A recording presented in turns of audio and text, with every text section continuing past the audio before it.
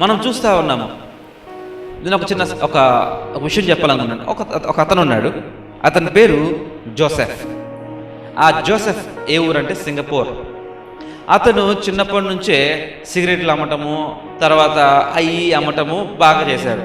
ఆ తర్వాత అతను ఎక్కడ వస్తువులు అక్కడ తెంపటము తెలియకుండా దొంగోళ్ళలాగా, పోలీసులు తెలియకుండా అక్కడెక్కడ స్మగ్లింగ్లా వెళ్ళిపోయాడు. మొత్తానికి చిన్నప్పుడు చిన్నగానే మొదలెట్టాడు, పెద్దగా స్మగ్లింగ్ అయిపోయాడు, స్మగ్లర్ అయిపోయాడు. ఈ స్మగ్లింగ్ చేసుకుంటూ అక్కడ వస్తువులు ఇక్కడ మార్చుకుంటూ ధనం బాగా సంపాదించాడు. లాస్ట్కి సింగపూర్లో పెద్ద డాన్ అయిపోయాడు, పెద్ద మాఫియా డాన్ అయిపోయాడు. అతన్ని ఎవరు పట్టుకోలేకపోతున్నారు. ఒకరోజు అతను ఏం చేస్తాడంటే గంజా వ్యాపారము, డబ్బులు, ఆ అమ్మాయిలు, తర్వాత ఆ మందుగుండు సామాన్లు అన్నీ డీలింగ్ చేస్తూ ఉన్నాడు. ధనం బాగా వచ్చింది, పేరు బాగా వచ్చింది. ఇంకా వాడి దగ్గరికి వెళ్ళకూడదు అని గవర్నమెంట్ నిర్ణయించుకుంది. ఎందుకంటే ఆయన పట్టుకుంటే గవర్నమెంట్ కూలిపోయేలాగా ఉంది. అంత డబ్బు సంపాదించాడు. ఆఖరికి ఏమైందంటే ఎట్టగొట్టి ఒక నిర్ణయం తీసుకొని పోలీసులు అందరూ కూర్చొని అక్కడ సింగపూర్ పోలీసులు తీసుకొని అతను పట్టుకొని జైలు వేశారు. జైలు వేసినా కానీ అతను చూసి అందరిని బెదిరిపోయేవాళ్ళు. ఎందుకంటే ఇతను చూసి బయట ఉండేవాళ్ళు, వీళ్ళ తాలూకా చుట్టాలు ఎవరైనా బయట ఉంటే వీళ్ళ మనుషులు బయట వాళ్ళని కొట్టేసేవాళ్ళు, వాళ్ళని వేయటము, వాళ్ళని చంపేయటము, వాళ్ళని హింసించడం చేసేవాళ్ళు. కాబట్టి ఇతను లోపల ఉండగానే ఇతను చుట్టూ ఉన్న జైలరే కానీ ఈ పోలీసులే కానీ చాలా మంచిగా ఉండేవారు. ఏం చేసినా కానీ చూస్తున్నట్టు వెళ్ళిపోతూ ఉండేవారు. అలాగా ఉన్న కొద్ది రోజుల్లో ఒక గంజాయి కావాలని అడిగాడు, కొకైన్. అతను గంజాయి తాగ అలవాటు ఉంది. గంజాయి కావాలని అడిగినప్పుడు అతను ఏం చేశారంటే ఎలా చేయాలో తెలియక బైబిల్లో పెట్టి గంజాయిని ట్రాన్స్పోర్ట్ చేస్తున్నారు లోపలికి. ఇలా బైబిల్ కావాలా అని చెప్పేసి బయట ఉన్న గవర్నమెంట్ ద్వారా గంజాయి లోపలికి వెళ్తుంది. ఎట్లాగో మొత్తానికి రోజు గంజాయి తాగుతూ ఉన్నాడు. గంజాయి ఎలా తాగుతారంటే మామూలుగా ఆ ఆకుని ఒక పేపర్లో మడిచి దాన్ని కాల్చుకొని తాగుతారు.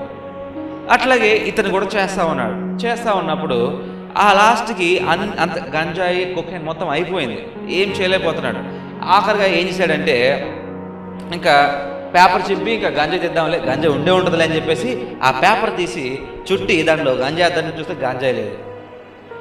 పిచ్చెక్కిపోద్ది జోసెఫ్కి. ఏమైంది ఒక గంజాయి కావాలి, గంజాయి అందరు అడుగుతాడు. లేదని అంటారు. ఉన్నా కూడా ఇవ్వలేదో తెలియదు, మొత్తానికి అయితే లేదు అంటున్నారు. ఇప్పుడు జోసెఫ్ పిచ్చిక్కిపోయింది. ఆ పేపర్ చింపేసిన పేపర్ కింద పడేశాడు. ఒక్కడే తల పట్టుకొని ఏడుస్తూ ఉన్నాడు జైల్లో. నాకు గంజాయి ఎలాగని తాగాలి, నేను ఎంత సంపాదించాను, ఎంత చేశాను, ఏమీ లేకుండా పోతాను, నేను నాకు తెప్పించాలి అలాగని చెప్పి ఆర్డర్ ఇప్పిస్తే ఆర్డర్ ఇవ్వడానికి కూడా 2 రోజులు పట్టిద్ది అన్నారు. ఏం చేయాలి అర్థం కావట్లా జోసెఫ్కి.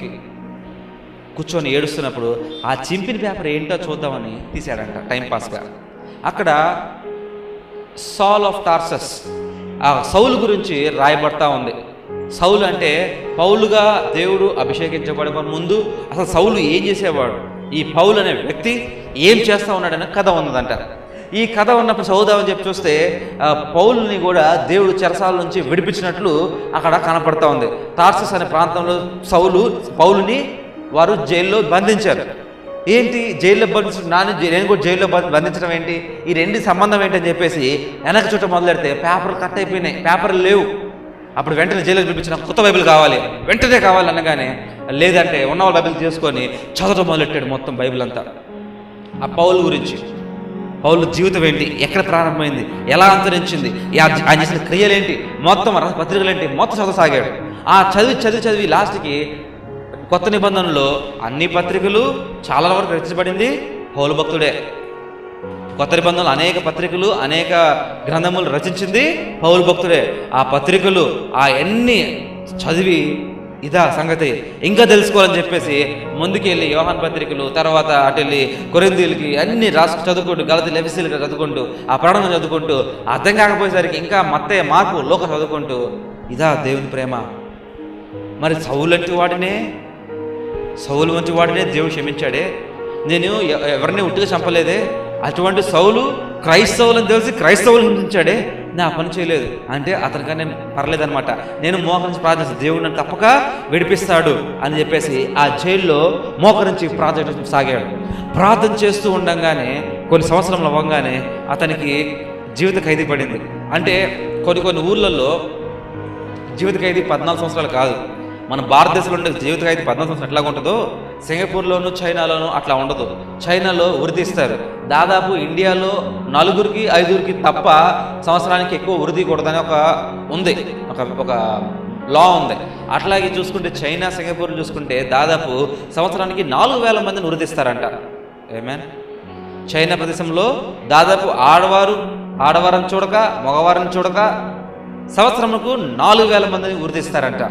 కాబట్టి ఈ సింగపూర్ అనే ప్రాంతంలో కూడా ఈ పెద్ద వ్యక్తిని అసలు జీవితం మొత్తం బయటికి వెళ్లకుండా చావు వరకు అక్కడే ఉంచాలని ప్లాన్ చేసేప్పుడు ఇతను ప్రార్థన చేయగలి కొన్ని సంవత్సరంలోనే ఇతను కాంట్రాక్ట్ చూసి ఇతను మారడం చూసి జైలు వాళ్ళే కానీ జైలరే కానీ అక్కడ ఉన్న ఖైదీలే కానీ చూసి తను మారాడు అని సాక్ష్యం ద్వారా అతన్ని బయటికి విడిపించగానే బైబిల్ పట్టుకొని ఒక గొప్ప సేవకుడిగా మారి అనేక ఆత్మలు కాపాడుకుంటూ అనేక మందికి సువార్త చెప్పుకుంటూ, నేను తాగుబోతుని, నేను సిగరెట్ తాగేవాడిని, నేను మందు కొట్టేవాడిని, నేను ఇట్లాంటి మాఫియా డాన్ని, కానీ దేవుడు నన్నే మార్చాడు, మిమ్మల్ని మార్చడానికి ఆయనకేమన్నా కష్టమైన పనా, మిమ్మల్ని కూడా మారుస్తారని చెప్పి చెప్పసాగాడంట.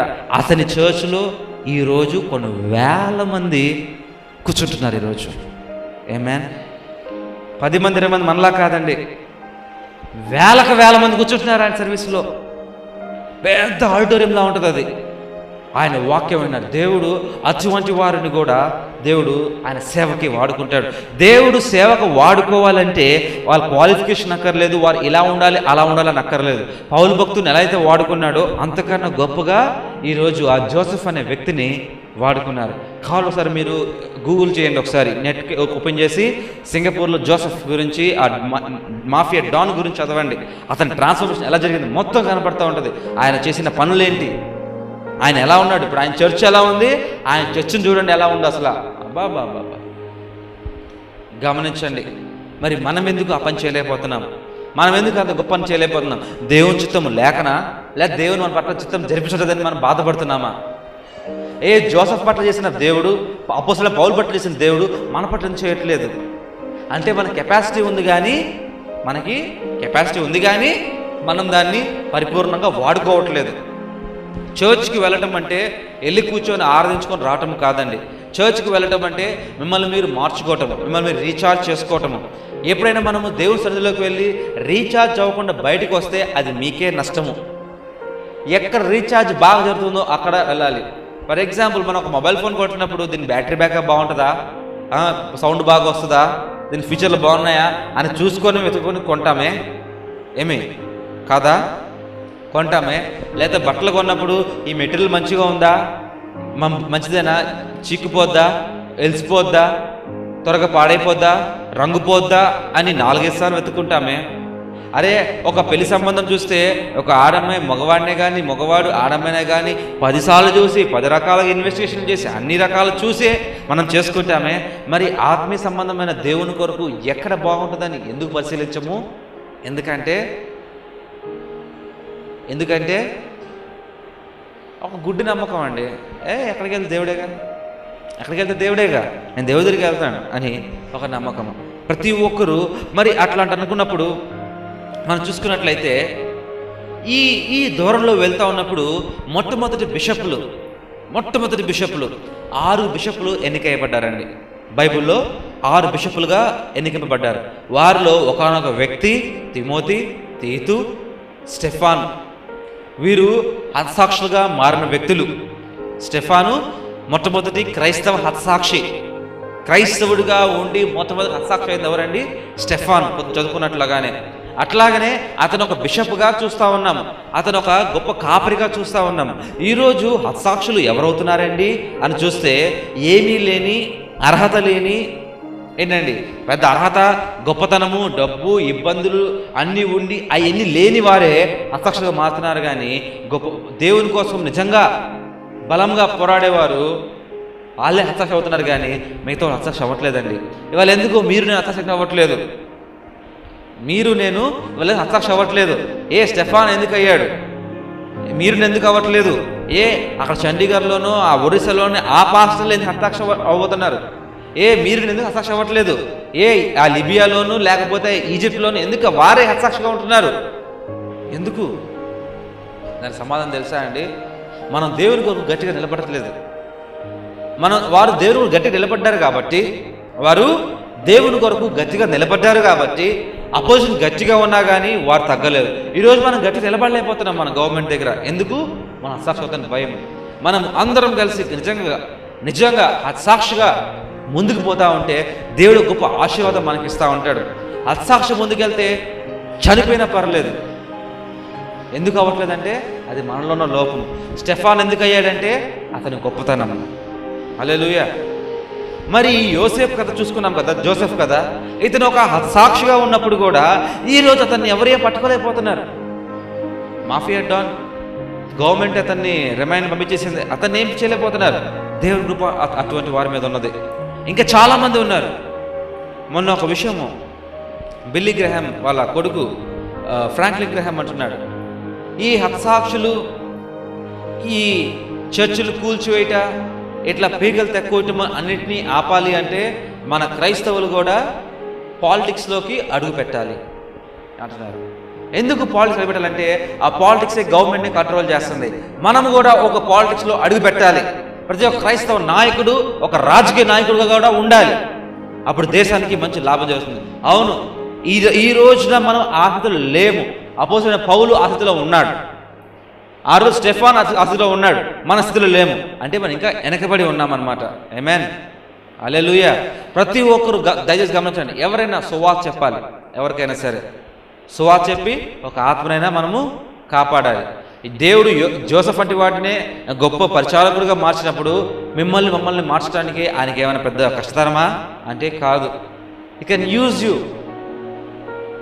కానీ మీరు ఎలా ఉండాలండి? రెడీగా ఉండాలి. దేవుని సేవ చేయడానికి రెడీగా ఉండాలి. ఇక ముందు మనం ఏ పని చేసినా కానీ ఎట్లా ఉండాలి అంటే హతసాక్షి అయిపోయినా పర్లేదు, అయినా పర్లేదు, మీకేం భయం లేదు. దేవుడు మీతో ఉంటాడు. ఆ టైంలో కూడా దేవుడు మీతోనే ఉంటాడు. మన పొద్దు చదువుకున్నట్లుగానే ఆయన మన తోడు ఉండాలని కోరుకుంటున్నాడు. అటువంటి సమయంలో కూడా మీ తోడుగానే ఉంటాడు. కానీ మీ సిద్ధంగా ఉన్నారా? ప్రార్థన చేసుకుందాం అందరం ఒకసారి. స్తుతి స్తుతి స్తుతి స్తుతి స్తోత్రం తండ్రి, మహోన్నత పరిశుద్ధ వేలాది కోట్ల వందనాలు తండ్రి. అయ్యా, ఒక స్మగ్లర్, గ్యాంగ్స్టర్, ఒక డాన్ అయిన జోసెఫ్ని తండ్రి గొప్ప పరిచారకుడిగా, గొప్ప పాస్టర్గా అనేక వేల మందికి తండ్రి సువార్త అందించేవాళ్ళలాగా అతన్ని మార్చే విధానం బట్టి మీకు వందనాలు తండ్రి. అయ్యా, మమ్మల్ని కూడా వాడుకోండి తండ్రి. గొప్ప సేవకులుగా మమ్మల్ని వాడుకొని ఆయా మీ కృప కొరకే బలపరుస్తూ ముందు తీసుకెళ్తారని కోరుతూ ఈ చిన్ని ప్రార్థన ముందు అడిగిపెట్టుచున్నాం తండ్రి. ఆమేన్.